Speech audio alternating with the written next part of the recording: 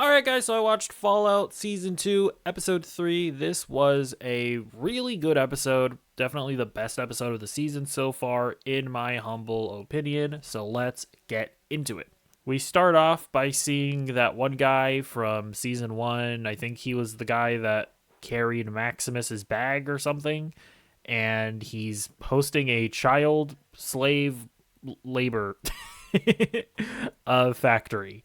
And what's kind of interesting about it is that this is technically a good situation in the world of Fallout. Like, again, in our society, having a factory full of child workers, not good. We also see Lucy's positivity and morality and hopefulness and whatever you want to call it just fall immediately flat on its face. She immediately gets captured by these guys, and she immediately gets strung up like Jesus. We learn that their name is the Legion, and they're these group of people that I guess found some Roman history books and decided to model their entire civilization around Roman history, which is a really cool idea. I think this group is one of the cooler factions in the show. We also see the ghoul save himself by taking out a chunk of his flesh. I'm realizing I should probably cut away from that because I don't think we need to see that again.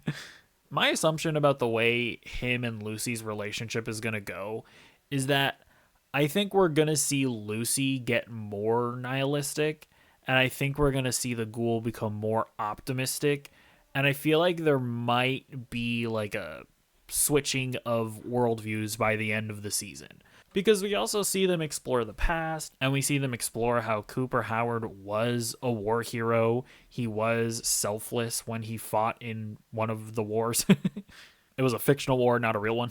I assume it's a reference to the games. We also see Robert House coming back. It seems like he knows that Cooper Howard is working with the rebels. I'm still not sure exactly what's going on here. I've tried listening to like fan theories, and honestly, I'm confused. Apparently, the original Robert House from New Vegas is not this guy, or he is this guy, because there's like lore saying that he has a brother, and so fans think that they are trying to use his brother instead of the original Robert House so as not to mess with the canon of Fallout New Vegas, the game. I'm not really sure. I'm just going to wait and see how it all plays out. For right now, as far as my understanding, I just going to say and think that there's one Robert House, and if they end up revealing that there are two of them, then sure. Why not? But yeah, it seems like this Robert House guy knows that Cooper Howard is working with the rebellion, and he's probably going to be part of the reason that he ultimately fails in whatever he's trying to do, and he becomes a ghoul. And we also see Maximus having a bit of a moral quandary because his faction of the Brotherhood of Steel is wanting to do a rebellion with the other faction that I think is the Commonwealth, if I remember correctly. That's Kumail Nanjiani's faction, and Maximus is all like, oh, I don't want to have unnecessary bloodshed. That sounds bad. And then Kumail Nanjiani is like, hey man, I'm actually a really cool guy, and I'm still in really good shape after the Eternals, because out of spite, I didn't get out of shape again. Screw all you people that made fun of me for it. Hey, I finally have another role where being a Chad makes sense. Or maybe not. We'll get to that in a second. We also see the ghoul come to this place that just feels like fan service to me. So the NCR, I guess, was a faction in New Vegas, I'm assuming. And you guys can let me know, in the game, is it like impossible for them to not be destroyed? Or is it possible for you to side with the NCR and have them win whatever conflict is happening in that game? But now the game is just kind of deciding that that isn't canon and that the NCR has to be wiped out. I'm actually kind of curious about that. But yeah, he basically meets this exposition robot that, again, just feels like fan service. I assume that this is an NPC from the game. But all is not lost, because there are actually two other NCR people that are still around. Now, this might actually be kind of a plot hole.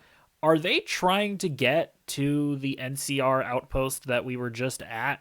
And they're saying that they can't access that because they're being like blocked by the Legion? If that's the case, then how is the Ghoul just walking around without the Legion intercepting them? I don't really understand that part unless there's another NCR outpost somewhere. I'm not really sure. But this is where we kind of maybe start to see the Ghoul change his ways, maybe be influenced a bit by Lucy. You know, he's reminded of who he used to be. Because if I'm understanding this correctly, he goes to the Legion, he tells them that he knows where the rest of the NCR people are at, but then it seems like he activates the Civil War, he activates the conflict, and correct me if I'm wrong, but I think that he did that because he wanted to be able to save Lucy and save the two NCR guys at the same time.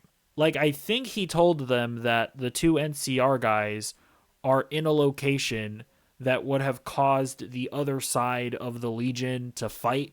I think that's what happened. But yeah, I don't know. Maybe I'm reading too much into Ella Purnell's performance, but it almost feels like she's happy that he found a way to take out the camp. It's like after being, you know, hung up there like Abby in The Last of Us Part 2, it almost feels like she is okay with all of these people slaughtering each other. And then we end the episode with Kumail Nanjiani basically being revealed to be a racist. I guess his faction of the Brotherhood of Steel has been doing like a ghoul genocide where they just exterminate every ghoul that they see, which is, not good. He is about to straight up Anakin Skywalker these kids. And then Maximus does what needs to be done. You would assume that the way that the skull is caved in, that Kumail Nanjiani did not survive the hammer attack, although we didn't straight up see him die. So I do think that him coming back is a possibility, but I think they want us to think he's dead, so we'll see. Overall, I feel like this episode did a really good job of really establishing just really interesting factions, really interesting storylines, progressing the plot forward, really setting us up for like an all-out war, I guess, that this season is going to be. It seems like they're going to be tying together all the storylines because I guess the MacGuffin that the Brotherhood of Steel has something to do with Robert House. So we know that at some point Lucy and the Ghoul are going to reunite with Maximus. Maybe they're going to be on opposing sides of things. Who knows? But I am curious to find out, so let me know what you think about the episode in the comments down below, and I'll see you in the next video. Goodbye!